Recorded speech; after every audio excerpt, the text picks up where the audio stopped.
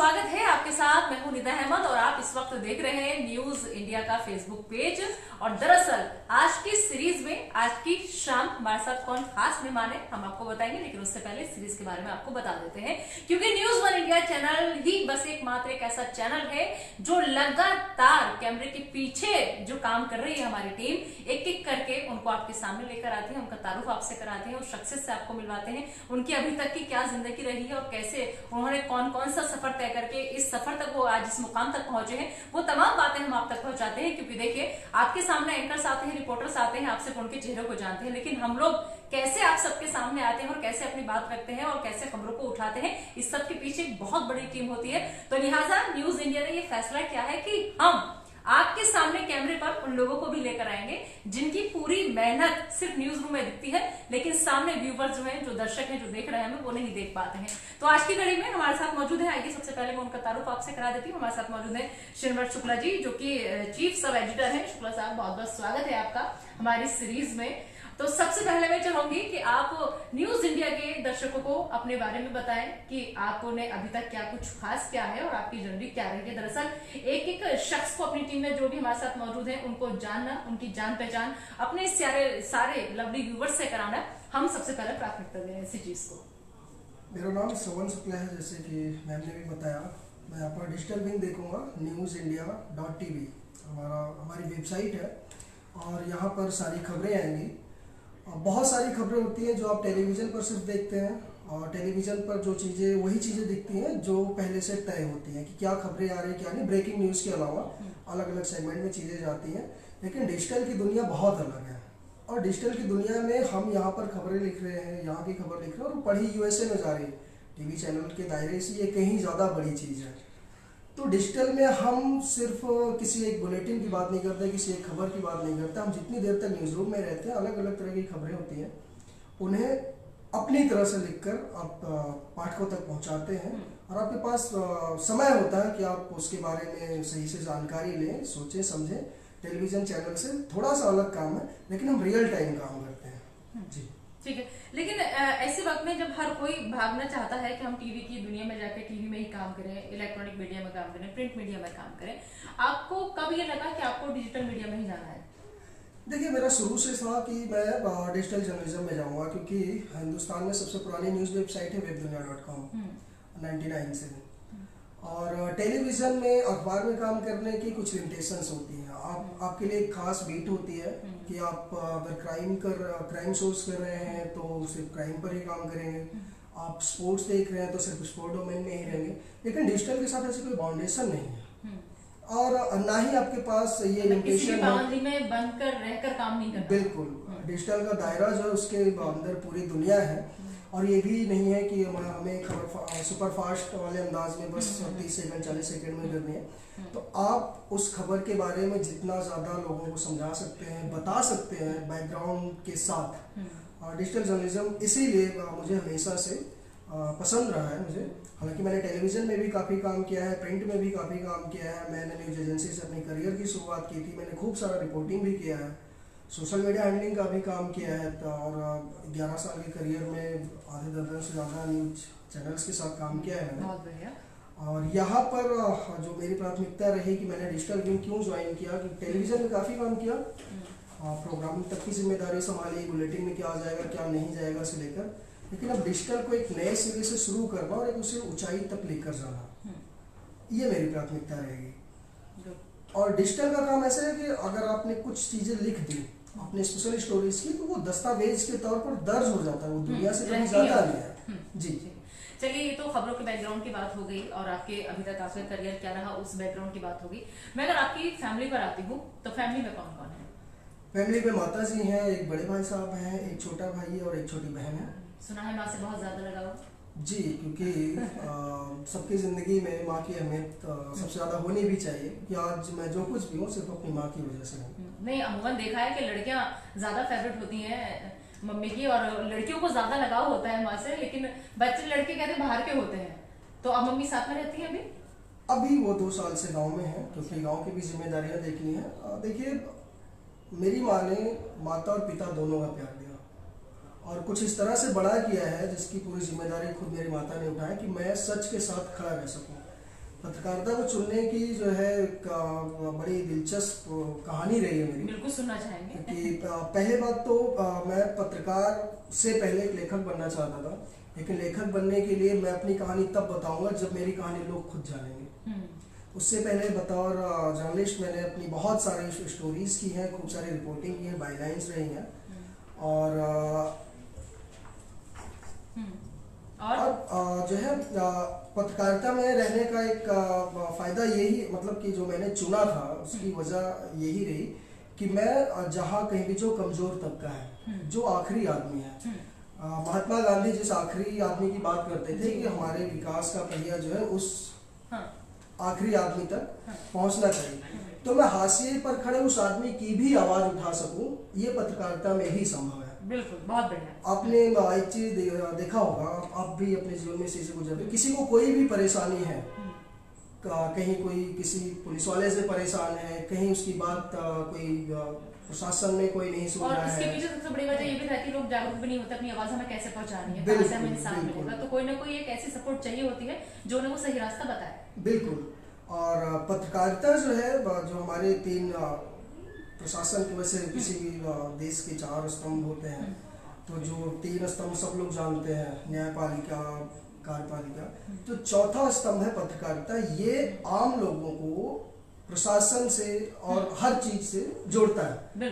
तो हमारा काम सिर्फ आवाज उठाना ही नहीं है, आवाज को सही जगह पहुंचाना भी है। और किसी बात पे अगर कोई समस्या है तो हम बीच का भी रास्ता निकालने की कोशिश करते हैं। जी ठीक है। आज आपने जो कुर्ता पहन रखा है बहुत प्यारा लग रहा है, और खास तौर पर ये लखनवी कढ़ाई जो गले के ऊपर हो रही है ये और इस कुर्ते को बहुत खूबसूरत बना रही है। कोई खास वजह है जी कुर्ता डालने की? देखिए, एक तो ये कुर्ता मेरा पसंदीदा है, पहले से मुझे पता था कि आज 6 बजे मुझे लाइव जाना है, तो पसंदीदा कपड़ों में जाना है। पसंदीदा कपड़ों में जाना है। ये कुर्ता मेरी बहन जी ने जो है भैया दूज के त्योहार पर गिफ्ट किया था। बहुत बढ़िया। अभी आपको देख रही होंगी लाइव तो बहुत खुश हो रही होंगी कि देखिए आपके भाई ने कितने प्यार से आज आपकी दी हुई ड्रेस पहनी है। और दूसरा कि हम जिस प्रोफेशन में है जर्नलिज्म में, इसमें अपने मन का सब कुछ करने की आजादी होती है।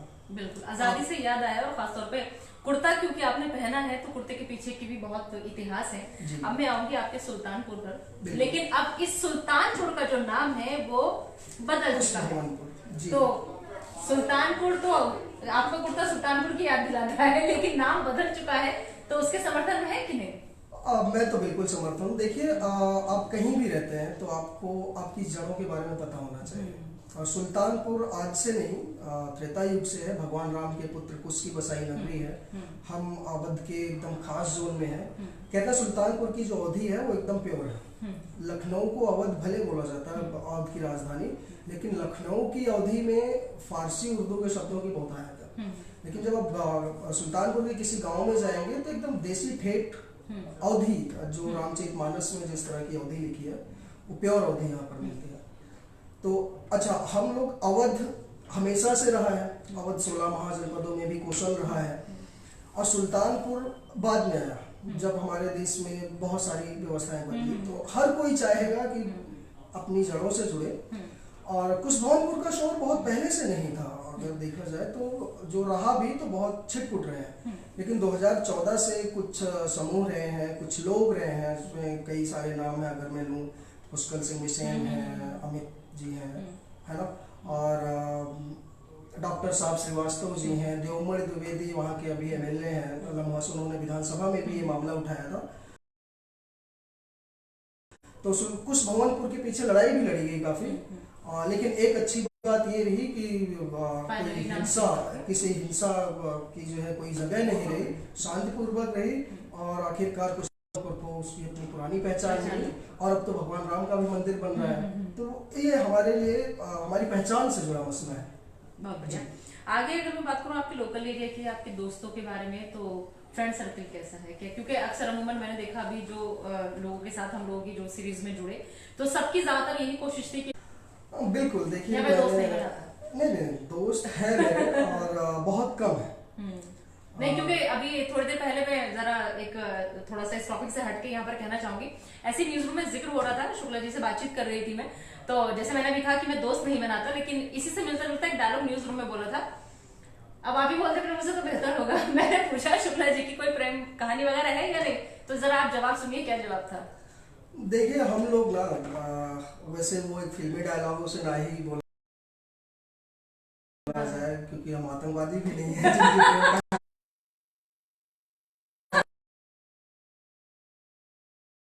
प्रेम कहानी नहीं होती, डायलॉग सुनिए शुक्ला जी। लेकिन अगर हम 25 साल 28 साल 30 साल के हो गए और हमारा किसी से लगाव ना रहा हो, तो अगर ऐसा कोई बोलता है तो वो साफ साफ झूठ बोलता है।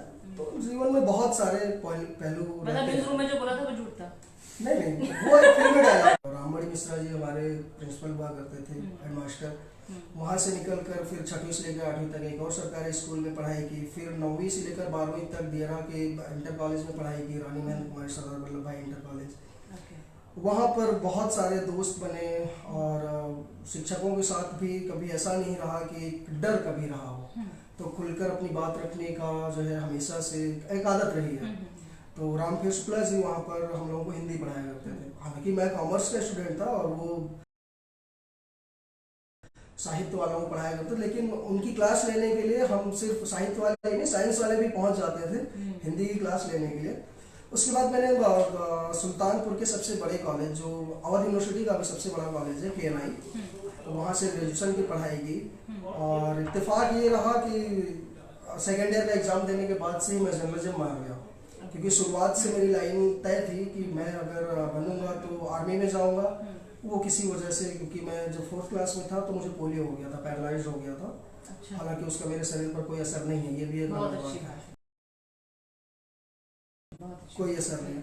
और दूसरा था कि मैं IAS बनूंगा, पर 9th क्लास से घर द्वार छोड़कर दिल्ली आ गया, तो उसकी अपने संघर्ष तो आपकी वही पढ़ाई लिखाई तो हमारे काम आ रही है। जी। IAS बनने के लिए कहते हैं बहुत संघर्ष तो करना पड़ता हालांकि है वो और बहुत पढ़ना पड़ता है। वो तैयारी नहीं 6वीं से लेकर 8वीं तक ही थी जो पढ़ाई मैंने, क्योंकि उस समय जब 10वीं 12वीं के बच्चे एग्जाम देकर आया करते थे तो उनके पेपर्स में सॉल्व कर दिया करता था। 9th से दिल्ली आ गया, तब से पढ़ाई लिखाई का तो ऐसा ही रहा कि यहाँ पर जीवन जीने का संघर्ष चलता रहा और बीच में एग्जाम्स देने सुल्तानपुर जाता रहा। और सेकेंड ईयर के एग्जाम्स के बाद मैंने INS में पहली नौकरी शुरू की और उसके बाद तमाम और संस्थानों से होता हुआ अभी न्यूज़ इंडिया में हूँ और एक नई शुरुआत है। उम्मीद है कुछ और भी बेहतर करूँगा। और रही बात दोस्तों की, तो अगर मैं सुल्तानपुर में 2 साल मैंने जो पढ़ाई की, वहाँ पर रितेश राणे मेरे मित्र हैं, तो हम लोग साथ में रहा करते थे। मेरा नाम निक नेम था लल्लू राम और वो लल्लू श्याम। हम दोनों ने पढ़ाई तो आज से सब लल्लू राम ही बुलाने वाले हैं। आप पहले से कहते तो शुक्ला जी ना बुला के लल्लू राम ही बुलाते। हम लोगों ने पढ़ाई छोड़कर, किताब वाली पढ़ाई छोड़कर, देखिए हम पढ़ाई किया करते थे, लेकिन किताब जो कोर्स की पढ़ाई होती है ना, वो एक फिक्स होता है कि आपको 10 चैप्टर पढ़ने या 20 चैप्टर पढ़ने हैं, लेकिन वो चैप्टर बहुत जल्दी खत्म हो जाता है। मेरी लाइफ में हमेशा से रहा है कि गर्मी की छुट्टियां खत्म होती है और मेरा सारा सिलेबस पूरा हो जाता था, तो पूरे साल भर किताब की पढ़ाई छोड़कर बाकी सारी पढ़ाई आगे आ करते थे हम। तो ढेर सारी मस्ती और देर देर तक नॉवेल पढ़ना और सब कुछ। तो हम दोनों की जोड़ी बड़ी मशहूर थी। अभी वो डॉक्टर है, सुल्तानपुर में ही है। और यहाँ पर दिल्ली में आया तो दिल्ली में कुंदन, प्रदीप भैया यहाँ पर हमारे नोएडा में रहते हैं, अभिषेक भैया, रितेश पाठक भैया, मतलब सर्कल है मेरा, लेकिन बहुत छोटा सा। और जर्नलिज्म में जो मेरे दोस्त जो है बहुत छोटे हैं, लेकिन जो है वो बहुत प्यारे हैं और हर समय वो जो है मेरे लिए खड़े रहते हैं। कि अगर मैं रात में 2 बजे भी बोलूं कि यहाँ पर सही बात है। वो कहते हैं ना कि दोस्त जो है वो बिल्कुल एकदम घड़ी की सुइयों की तरह होने चाहिए, बिल्कुल, कि अगर जैसी रात में जरूरत पड़े तो तुरंत आपके साथ खड़े हो जाए और आपको कुछ भी जरूरत पड़े तुरंत खड़े हो जाए आपके लिए। तो हमेशा दोस्त घड़ी की सुइयों की तरह होने चाहिए। और दिल्ली में मेरा छोटा भाई मेरे साथ में रहता है, प्रिंस नाम है उसका, प्रमोद। और मुझे लगता है कि मैं जो भी बैठा हूँ आपके सामने ना, कुर्ते वगैरह ये सब रेडी होके, ये सारा उसी का है। तो अच्छा। सारी जिम्मेदारी वही उठाता है। और देखिए दोनों तरफ से लेके चल रहे हैं अपने परिवार को। पहले दीदी का नाम ले दिया कि बहन ने गिफ्ट किया है, उनको खुश कर दिया, और अब भाई का ले दिया कि भाई ने कहा था कि मुझे बहन क्या आना है। देखिए परिवार की अपनी अहमियत होती है। परिवार में कई बार होता है कि हर तरह के लोग होते हैं, सबका व्यवहार अलग अलग तरीके से होता है। कोई जोर से बोलता है, कोई आराम से बोलता है, लेकिन उनकी जगह कोई और नहीं ले सकता। बिल्कुल हकीकत है, कोई नहीं ले सकता। और हम लोगों का प्रोफेशन ऐसा है कि बहुत कम वक्त हमें मिल पाता है कि अपने परिवार को टाइम दें, लेकिन जो भी मिल पाता है उसमें हम कोशिश करते हैं कि अपने परिवार को पूरा टाइम दें। बिल्कुल जी। तो अच्छा, एक चीज और भी आपसे जानना चाहूंगी कि पत्रकारिता को ही आपने क्यों चुना? क्योंकि आपने अभी बताया कि आर्मी में जाने का आपका सपना था, हालांकि आपको लिखने का भी शौक है, आपको लोगों की परेशानियां देख करके भी एहसास होता था कि इनके लिए आवाज में बनूं, लेकिन पहले आर्मी फिर ये पत्रकारिता। देखिए, आर्मी में क्यों नहीं जा पाया वो मैंने बता दिया, जी। और आईएएस नहीं बन पाया उसके लिए भी बता दिया। हालांकि मैंने 2019 में ब्रेक लिया था। हाँ। मैंने जर्नलिज्म से ब्रेक लिया था कि मैं जाकर जो आखिरी ये 3-4 साल बचे हुए एज लिमिट में, तो उसमें तैयारी करूं और खुद को एक बार कम से कम आजमाऊं। मैंने अपने लिए ये कभी मौका नहीं छोड़ा कि मैं ये नहीं कर पाया, जीवन के लिए कोई अफसोस नहीं छोड़ा मैंने। छोड़ना भी नहीं चाहिए। तो बीच में लॉकडाउन हो गया, कोरोना महामारी आ गई, तो इसके पीछे नहीं जाएंगे। और पत्रकारिता इसलिए क्योंकि लेखक बनने का शुरू से सपना था, और जब मुझे मौका मिला तो फिर मैंने पत्रकारिता चुन ली, क्योंकि इत्तेफाकन ही मौका आया था। जब मैं गया था इंटरव्यू देने, तो वहाँ पर और भी तमाम टॉप जगहों से लोग आए हुए थे, क्योंकि मेरी शुरू से एक जिद रही है कि जिन चीज़ों को रोका जाता है वो चीज़ मैं ज़रूर करता हूँ। तो बड़े भाई साहब से ऐसे एक दिन जो है वो हिंदी में कुछ लिख रहे थे, डिजिटल टीम को जरा ध्यान दे दे इस तरफ, जो भी काम ना करवाना रोक देना, उस काम से तुरंत हो जाएगा।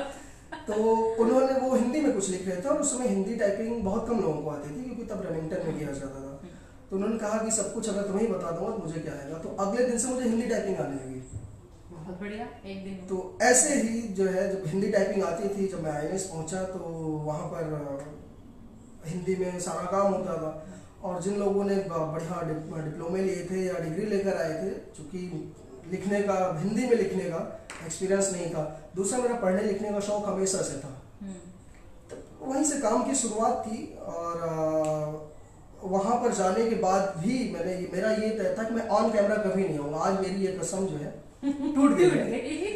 हम यहाँ सारे ऐसे ही रिकॉर्ड तोड़ते रहेंगे, क्योंकि न्यूज इंडिया वो चैनल, अभी तो इंतजार कीजिए, बहुत कुछ है अभी जो तमाम रिकॉर्डों को तोड़ेगा इसी तरह से। क्योंकि न्यूज इंडिया का जो ये प्रोग्राम है, हम न्यूज इंडिया के लोग, इसमें आप देखेंगे जब चैनल ऑन एयर हो जाएगा, ग्रैंड लॉन्चिंग होगी, तो आपको वही चेहरे नजर आएंगे जो टीवी स्क्रीन पर नजर आएंगे। उससे पहले हम हमारी तरह के ऐसे लोग जो पर्दे के पीछे रहकर काम करते हैं, देखिए फिल्मों जैसा है, एक फिल्म बनती है 2-2.5 साल का समय लगता है, डायरेक्टर होते हैं, प्रोड्यूसर होते हैं, राइटर होते हैं, बहुत सारी चीजें होती हैं, लेकिन आम आदमी किसे देखता है? जो स्क्रीन पर दिखते हैं। लेकिन वो स्क्रीन पर वही करते हैं जो पहले से पर्दे के पीछे लोग तय कर देते हैं। तो हमारा काम स्क्रीन पर वो लाना है जो आपके लिए बेहतर है। सही बात, बिल्कुल। अच्छा, एक चीज और यहाँ पर बताइए कि डिजिटल जर्नलिस्ट और ई पत्रकार क्यों, और दूसरा ये कि ये क्या कॉन्सेप्ट है, और किसी फॉर्मेट से कभी कोई तरह की दिक्कत वगैरह आती है क्या? नहीं, कोई दिक्कत नहीं आई, लेकिन मैंने पहले कहा कि मैंने एक चीज तय की थी कि मेरा दायरा कभी सिमटेगा नहीं। मैं अगर प्रिंट में ज्वाइन करता हूँ तो अगर स्पोर्ट्स टूर्नामेंट में हूँ तो सिर्फ एक पेज तक सिमट जाऊंगा, टेलीविजन में हूँ तो एक बुलेटिन तक सिमट जाऊंगा, लेकिन डिजिटल में रहते हुए मैं दुनिया के हर सब्जेक्ट की बात कर सकता हूँ। मैं बोस्टन की खबर लिखता हूँ, अगली पर मैं व्लादिवोस्टोक पहुंच जाऊंगा, अगली पर कैलिफोर्निया पहुंच जाऊंगा, तो फिर अगली खबर मेरी मधुबनी की होगी, किसी गाँव की होगी। हो सकता है अगली खबर में सुल्तानपुर अपने गांव की लिखूं, करमाजितपुर तिवारीपुरम कोई खबर लिखूं, या दिल्ली के संगम विहार की खबर लिखूं। तो ये जो दायरा है, ये जो अनलिमिटेड आपके पास स्पेस है, मैंने पहली बार से मेरा क्लियर कॉन्सेप्ट था कि मुझे डिजिटल जर्नलिज्म, अच्छा ई पत्रकार जो मेरा नाम है, मेरी मेल आईडी 2010 से है। इसके पीछे की वजह एक है कि आप टेलीविजन में हैं, आप टीवी के पत्रकार कहे जाते हैं, डिजिटल वाले नहीं बोले जाते। डिजिटल में जो है वो डिजिटल पत्रकार ठीक है बोले जाते हैं, प्रिंट वाले जो है वो अखबारी पत्रकार बोले जाते हैं, लेकिन डिजिटल में जो लोग हैं ई पत्रकार, उनके लिए मैं अपने लिए खुद ये टर्म यूज करता हूँ। ई पत्रकार खुद में एक ब्रांड है, वो कोई अकेला श्रवण शुक्ला नहीं है। हर कोई जो डिजिटल जर्नलिज्म कर रहा है, डिजिटल प्लेटफॉर्म पर काम कर रहा है, उसका दायरा हर किसी से बड़ा है। इसलिए एक पत्रकार को मैंने अपने सिग्नेचर के तौर पर चुना, और मैं बतौर एक पत्रकार ही काम करना ज्यादा पसंद करता हूँ। बहुत बढ़िया। शुक्ला जी, जाते जाते कैसा लगा आपको ये हमारा अपने चैनल न्यूज इंडिया का नया प्रयोग? क्योंकि आपने कहा, आपने कसम खा रखी थी कि कैमरे के सामने नहीं आया है, लेकिन देखिए न्यूज इंडिया ने आपकी कसम तोड़वा दी। बिल्कुल, और हम न्यूज इंडिया के लोग के माध्यम से ये भी कहना चाहूँगा कि अगले कुछ समय में न्यूज़ इंडिया चैनल जब अपनी धमक दिखाएगा तो बाकी चीज़ें अपने आप पीछे छूट जाएंगी। बिल्कुल, तो बस इंतजार कीजिए उस धमक के आने का, उस शाम का, कि जिस वक्त हम पूरी बम्पर तैयारी के साथ पहुंचेंगे। तो फिलहाल आज हमारे साथ आपने सुना शुक्ला जी को। इसी तरह से हमारी ये सीरीज का सिलसिला आगे बढ़ता रहेगा। हर शाम एक नए मेहमान के साथ आपके सामने हम यूं ही आते रहेंगे, हाजिर होते रहेंगे। तो ये तो बात हुई हमारी टीम के पीछे के लोगों की, लेकिन अगर खबरों के बारे में आपको जाना है तो आप हमारी वेबसाइट पर जाकर के भी विजिट करके वहां पर हर खबर की अपडेट ले सकते हैं।